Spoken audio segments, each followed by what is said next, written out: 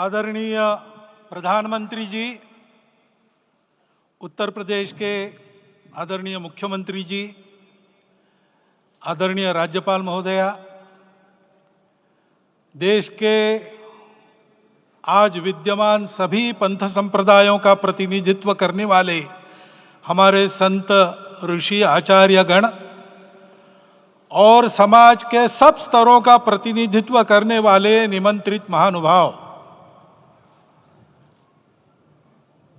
आज का आनंद शब्दों में वर्णनातीत है और उसके वर्णन करने का प्रयास इसके पहले के वक्तव्यों में अच्छा हो गया है। यह भी बता दिया गया है और हम जानते भी हैं कि आज अयोध्या में रामलला के साथ भारत का स्व लौट के आया है।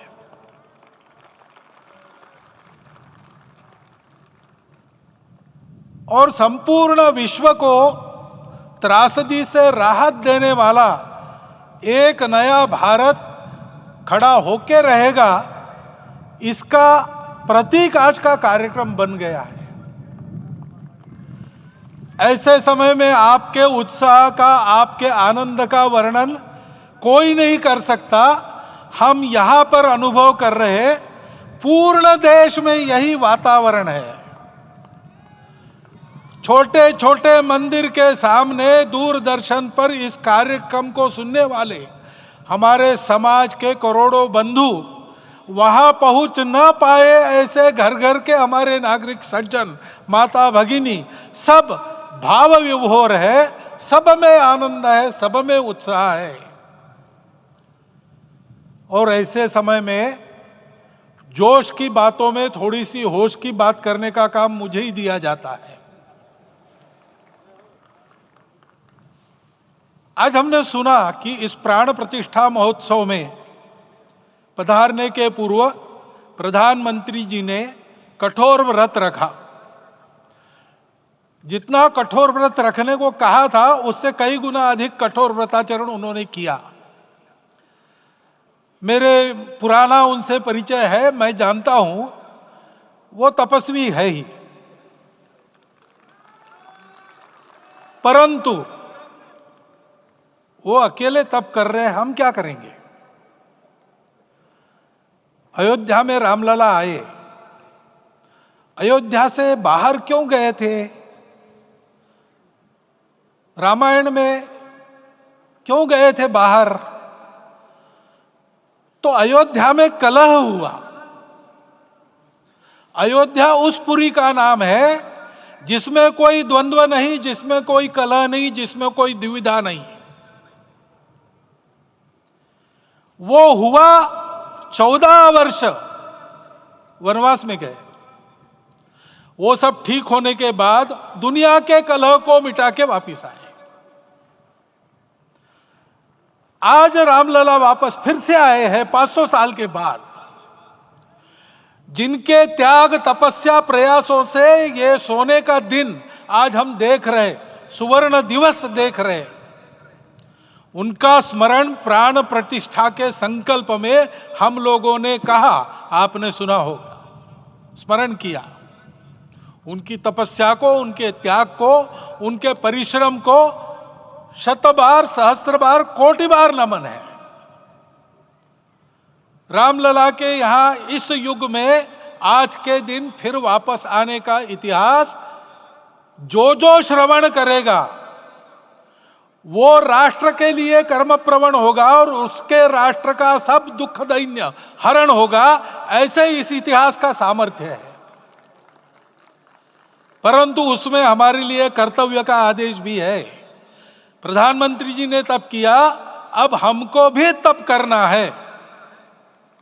राम राज्य आने वाला है, वो कैसा था, दैहिक दैविक भौतिक तापा, राम राज नहीं कहु व्यापा, सब नर करहि परस्पर प्रीति, चलहि स्वधर्म निरत श्रुति नीति, सब निर्दंभ धर्म रत पुनि, नर अरु नारी चतुर सब गुनी, सब गुणज्ञ पंडित सब ज्ञानी, सब कृतज्ञ नहीं कपट सयानी।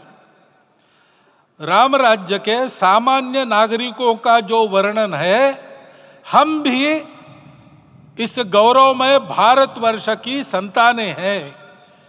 कोटि कोटि कंठ उसका जयगान करने वाले हमारे हैं।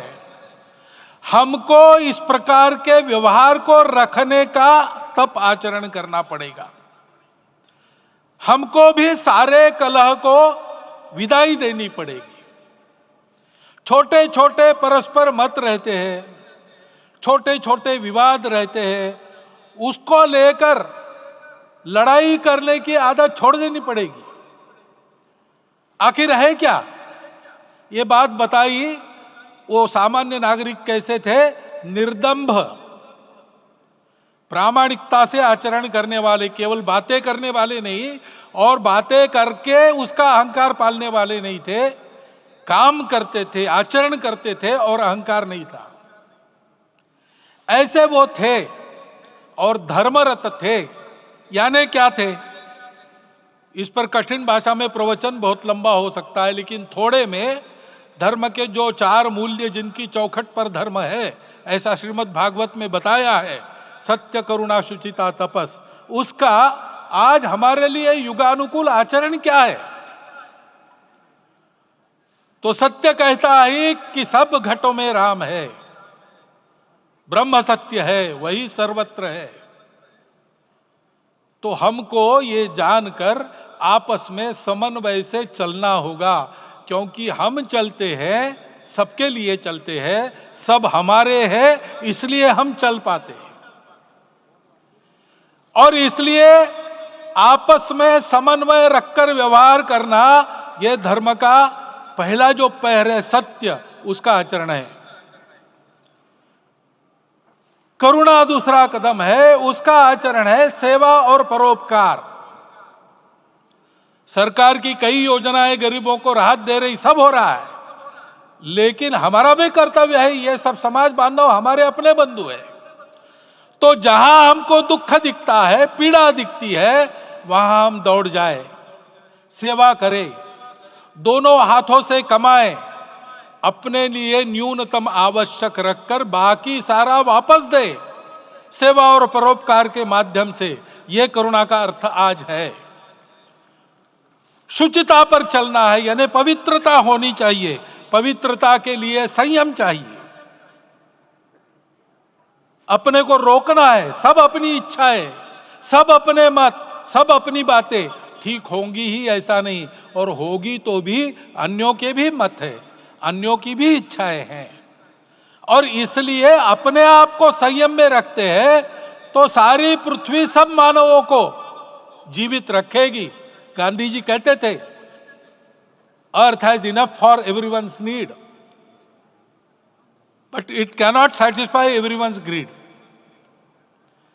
तो लोभ नहीं करना, संयम में रहना और अनुशासन का पालन करना, अपने जीवन में अनुशासित रहना, अपने कुटुंब में अनुशासन रहना, अपने समाज में अनुशासन रहना। सामाजिक जीवन में नागरिक अनुशासन का पालन करना। भगिनी निवेदिता कहती थी कि स्वतंत्र देश में नागरिक संवेदना रखना और नागरिक अनुशासन का पालन करना, यही देशभक्ति का रूप है। इससे जीवन में पवित्रता आती है। और तपस का तो मूर्तिमान उदाहरण आपके सामने आज दिया गया।